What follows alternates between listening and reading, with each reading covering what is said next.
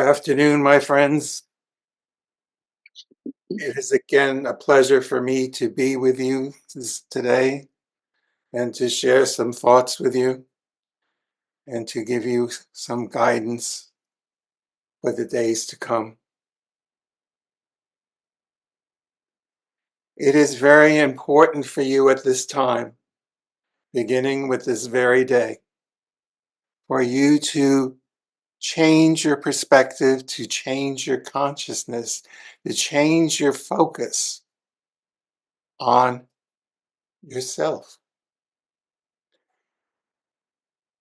It reminds me of when I used to take a trip on an airplane, and the stewardess would say that if there's a problem and you need oxygen, especially talking to the mothers on the plane, to put your own oxygen mask on first before you put your child's on.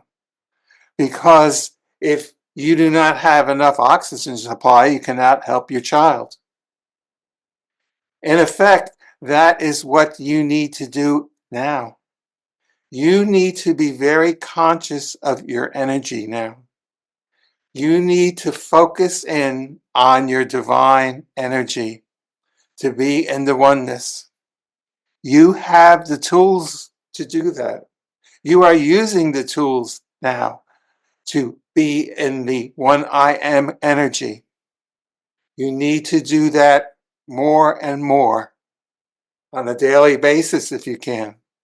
Even if it's only to go into the energy for 4 or 5 minutes. But you need to be constantly connected with it.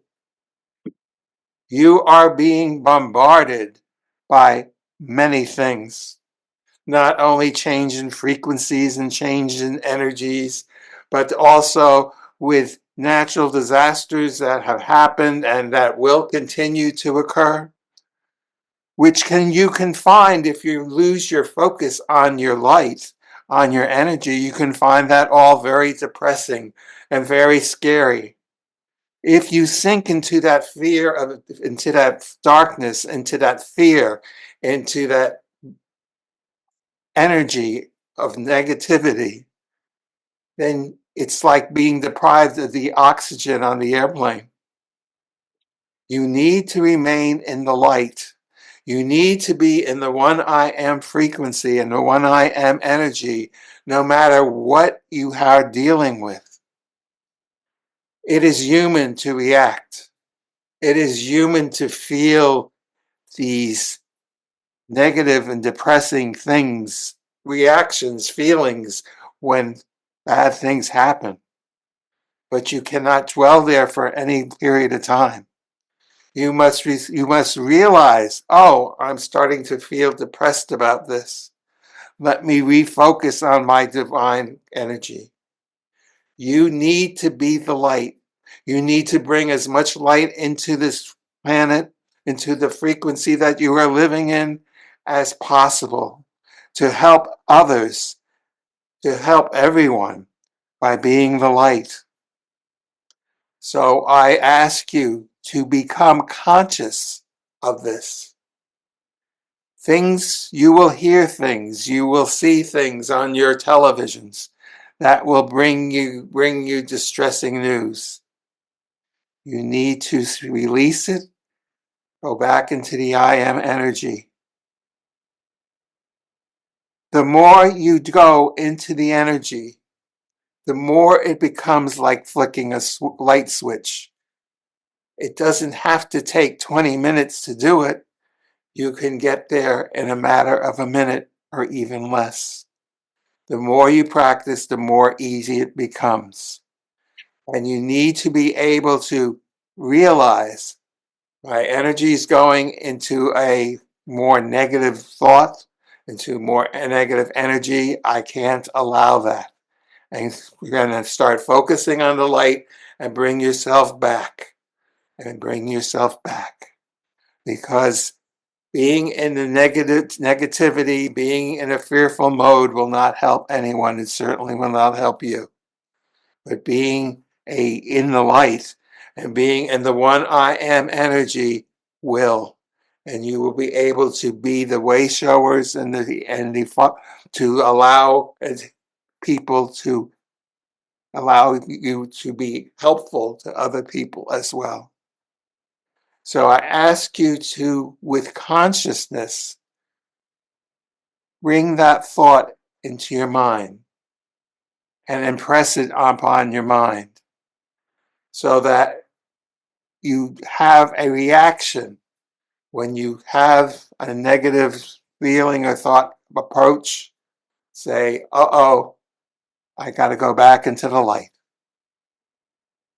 The more you practice doing that, the more it'll become more of an automatic reaction.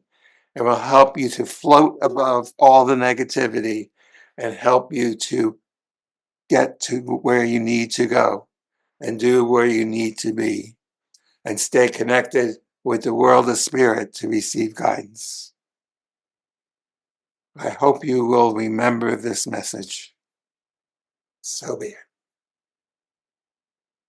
Thank you, Carl and friends. We so appreciate your being here. Our first question is from Susan Yu. Can you tell us about the powerful landmark called Uluru, Ayers Rock, in Australia? What is inside this amazing formation, and who put it there, and for what purpose? Thank you so much.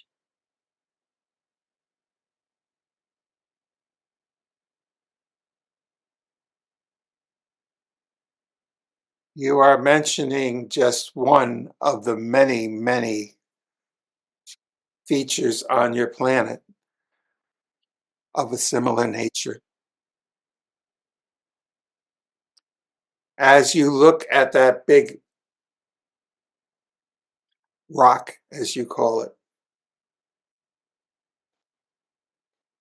it is actually, or I should say, it was originally a blanket. It was a blanket to cover a city, a civilization that had existed on that spot of enlightened beings, of people who used 100% of their brain, of people who were totally connected with the one I am, and who lived in a frequency very similar to what the frequency will be like once we enter the age of knowledge. For the age of knowledge existed on this planet centuries and centuries and millenniums ago. But certain people wanted control, became tyrants, and wanted to control other people. They devised religious systems. They devised governmental systems and many other systems to enslave people. The enlightened ones understood that this change was coming and did not want to get caught up in it. So they threw this blanket over their civilization, over their buildings, over their structures, and that blanket turned into what you know as stone. In time, those people will return to the earth, for they covered their civilization and they left this planet with the intention of coming back when the age of knowledge returns. You are on the threshold of that return, and in time, these beings who are residing now in other planetary systems will return. And they will also help to guide humanity into reconnecting and with the one I am and helping to establish a new age of knowledge once all the changes have taken place. The place you mentioned in Australia is one of those places. The Grand Canyon is another, and there are many others throughout on the earth plane. So what you are seeing is the remnants of civilizations of enlightened beings that have been covered to protect them through the eons of time and from being destroyed by the people whose brains were shut down and who wanted to control everyone. Do you understand? Thank you. That's fascinating. The next question is a combination. It's from Susan Yu, from Carol C., and from Rhonda. Can you tell us if Hurricane Helene and its devastation was, quote, provoked by the dark hats, unquote, and for their own reasons? Also, can you tell us what their reasons were? We have many reports from citizens in the area that FEMA will not allow citizens to go in with help and supplies and are in fact confiscating them. People are finding ways to circumvent FEMA. The government is not helping and in fact keeping help from the people who need it most. Documents have circulated about recent mining permits for lithium in that area, and the entities behind this are the usual cabal entities. It appears to be a land grab in progress by the government and a total disregard for human life. Can you give us your perspective on what is happening? Thank you.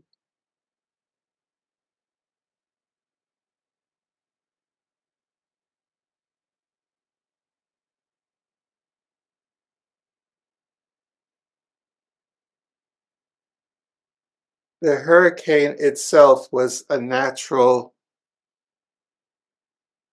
weather condition that happens frequently during this time of year.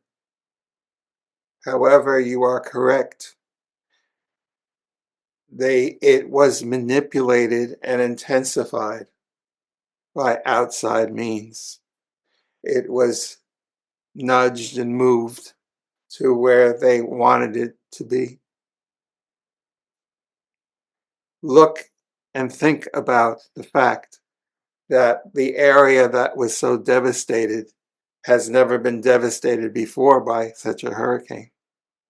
That in itself should indicate to you that while the storm was formed naturally, it was manipulated into this area. It is, as you suggested, by people who want to take over the control of that land for the minerals that are there. But what they do not realize is that what they did was to expose their hand. Mm. People now understand that FEMA, as you call it, is not there to serve the people. They understand that there is a conspiracy to do what you were talking about. They have exposed themselves to all of this. And through this exposure, it will lead to their downfall. Because in time, people will understand what has happened and will rectify the situation. They will remove power from the people who are holding it now, and they will replace it and reorganize it so that it becomes an organization again to help people, not to hurt people. So while the direct outcome of what has happened can form and can be placed in a spectrum of negativity, it will be turned into something positive, very positive, in the days to come. There are many situations like this that will be happening where the negative will be turned into positives, into positivity. And this is again why we ask you to use the meditation that was given to you today to help be part of that conversion process. Because the more people who use that meditation and use that thought pattern and projects that out into the ether waves of the earth, it will cause a wave of change to come about and allow the light to shine forth once again. Do you understand? Thank you. The next question is from Rhonda. Bashar recently stated in a channeling that if Trump was elected, World War III would begin, among other unpleasant scenarios. Is this coming from an off-world being from the dark, or is this just the channel trying to incite fear and affect an election for their own purposes? Thank you.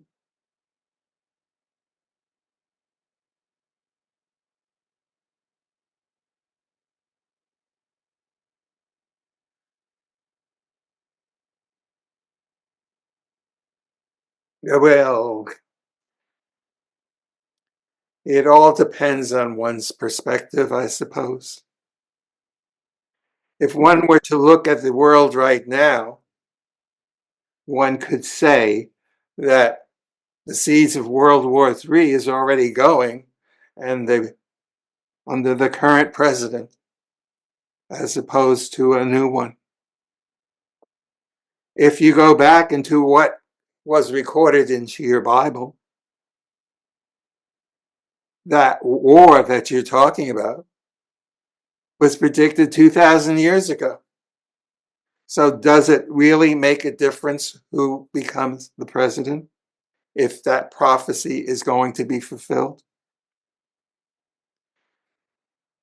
I would say that you must take every trance message and hold it into the light, your light, and see whether it feels good to you or if it feels like it's mistaken. It is most difficult for trance mediums to be totally unbiased in what they say, because the words have to go through that channel's energy. So to be totally devoid of any influence on it is very, very difficult. So you should always make your own opinion. See how it resonates with yourself to see if it's true to you or not.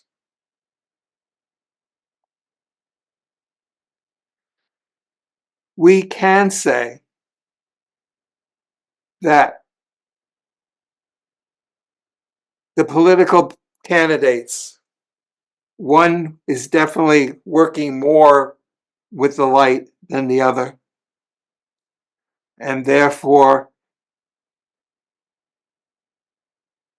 it would be beneficial for the candidate who works with the light to be elected.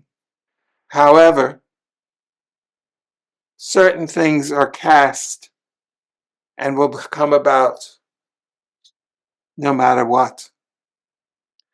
So we in the world of spirit, we are trying to make sure that whatever happens on your planet, whatever conflicts there are, we are trying to inspire and working towards keeping it at least to be without nuclear involvement. But our abilities can go so far. So again, this is why we ask you to be and project as much light as you can into the world to keep it safe. Do you understand? Thank you. And as a follow-up, can you share with us who you feel is working more with the light?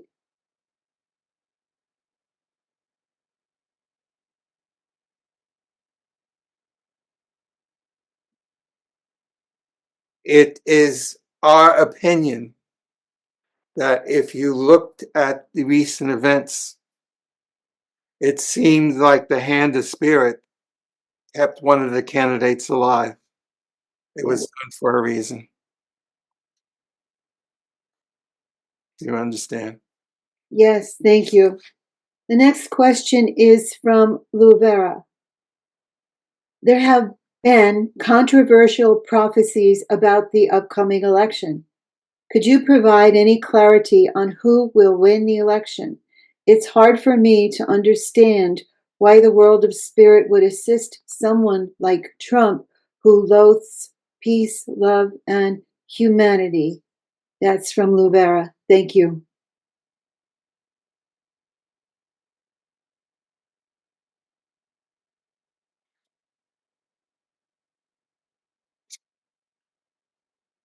It is difficult for us to say exactly who will win because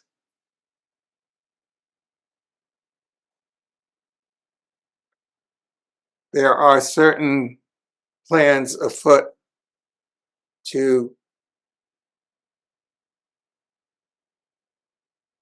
put the scale.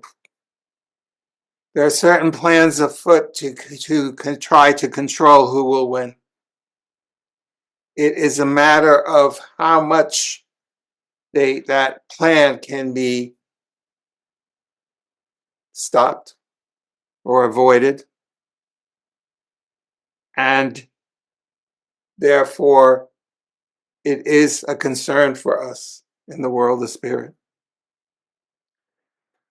We can clearly see one candidate who has the abilities of leadership to make a good president, despite the fact that many people do not like him, and despite the fact that he often loses control of what he says and says things he shouldn't. But in his heart and in his intent, he wants the good for people. The other candidate has surrounded herself in clouds of enigma. She is not expressing what she wants to do clearly. She is barely talking.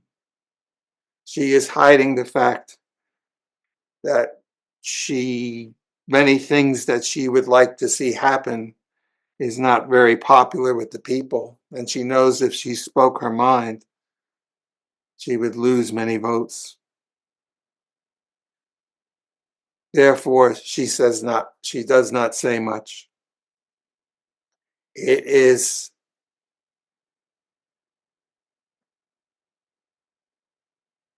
prudent for all to watch this election very carefully to make sure it is conducted as fairly as possible. Do you understand? Thank you. The next question is from Rhonda. Is keeping the vibration high and living life with true love and compassion the best way to protect against the darkness? Thank you.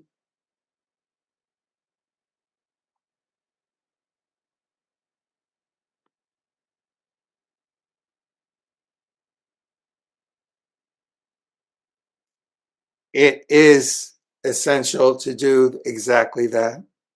It's also essential for you to change your thinking to be the light and be the light at all times.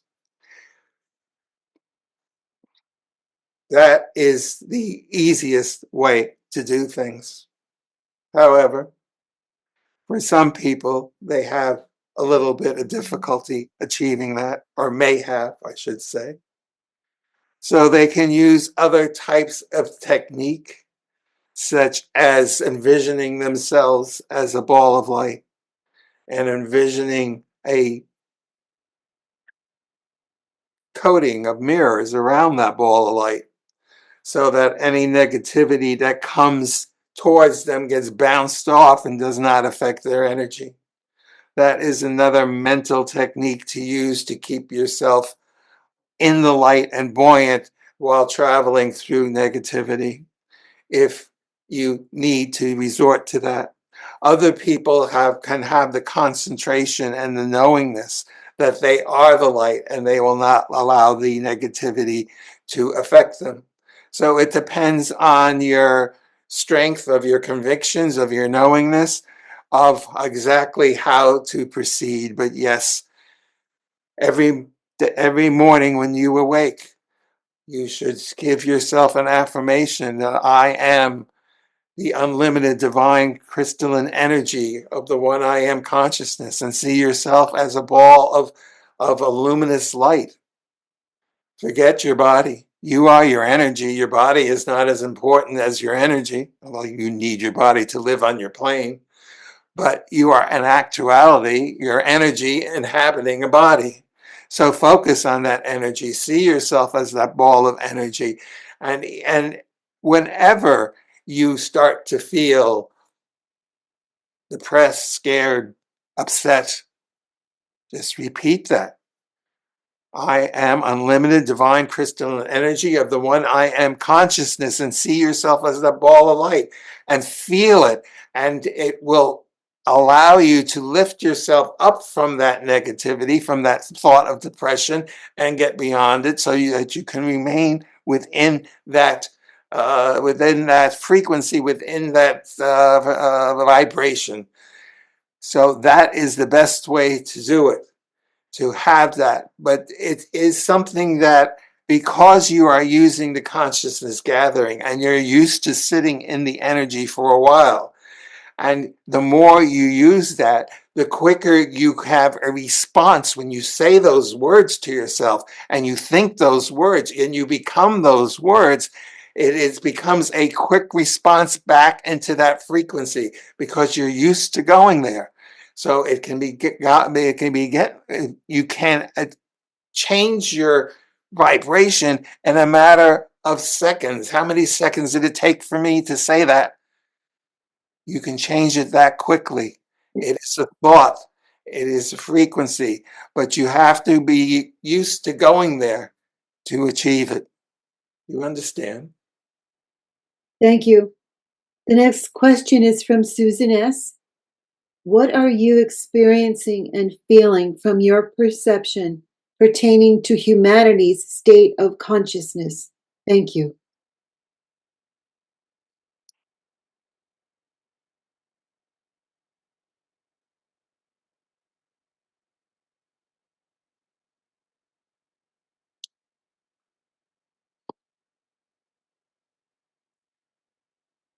The easiest way I can answer that question is by using the analogy of two teams pulling a rope in a tug of war. You have a good percentage of the people on your planet who are on one side of the rope in the shadows, and you have a smaller amount of people, much smaller amount of people, no, maybe not much, but a smaller amount of people in the light. And the people in the light are pulling as hard as they can to bring the people in the shadows into the light. Now, you would say that sounds like it's a very futile thing and very difficult. How can the people in the light win? And the answer is because the people in the light are getting more and more assistance. As the planet is going into a higher frequency, as the sun is emitting all these waves of vibration and energy that are bombarding your planet daily, and more and more, more and more energy is being given to the people in the light. So they are becoming a bit stronger as they're pulling on the rope. And as they're pulling, they are dragging some of the people that in the shadows into the light. And when the people who are from the shadows and entering the light are starting to realize the change that they are experiencing while they're in the light, then they suddenly turn around and they start pulling for the light side to bring more people in. So what we are saying is that there is a shift that will be happening where more and more people will be coming into the light and becoming more energetic and more positive. So this is part of why we are encouraging those who are already in the light and are used to being uh, what you term light workers, are used to being dealing with bringing knowledge and spirituality into the earth plane, why it's so important for them to continuously be in the one I am energy frequency and to project that into the world, because that also is another source to help the team on the light side pull a little harder. So it's not only coming from the universe and from the sun, it's and from the natural causes of the earth, but it is also coming from the light workers. So it is something that is happening. We wish it could happen faster, but it will happen on its own natural way, its own natural course. But we are reliant on the people in the light to do their part. Do you understand? Thank you. And the next question is from Luvera. There's been an unusual concentration of rainbows lately. Is it consequential or a sign that better days are ahead? Thank you.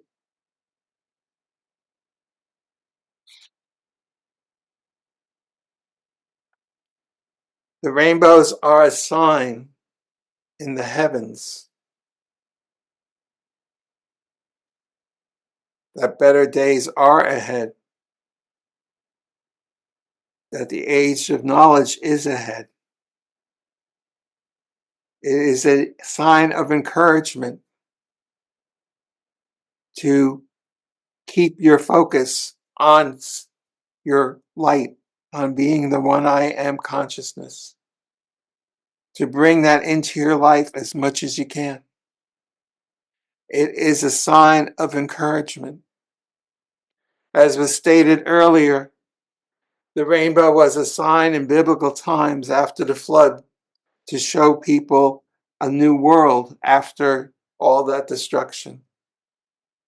The rainbows are showing that there is a new world lying ahead, which you know about. Many people do not. So we ask you to rejoice when you see the rainbows, to meld with this energy and to bring that energy of the rainbow and meld it with your one I am energy. And so you absorb it and it becomes part of your energy as well. And therefore, you can help to bring forth the light into the world. Do you understand? Thank you. The next question is from Rhonda. On a lighter note, will the soon to be published book, Our World and Beyond, be well received? Thank you.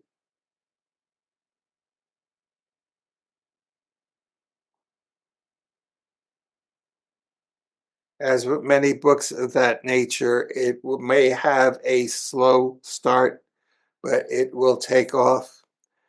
Just as we spoke about more and more people getting into the tug of war on the light side, there will be those people who are just recently in the light who will be searching for answers, and that book will help to provide answers for them, as well as many other books that have already been published.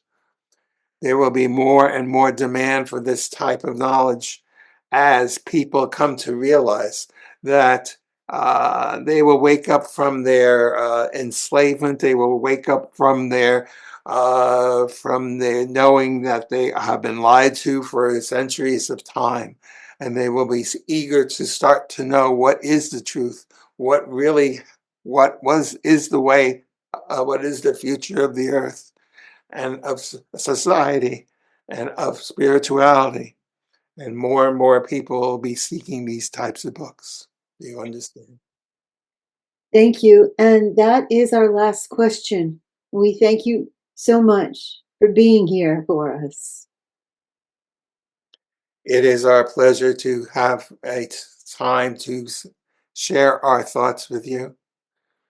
We have given you an important task to do at this time, to start to be in the light every single day, to live in the light so that you can bring it more of the light into the world.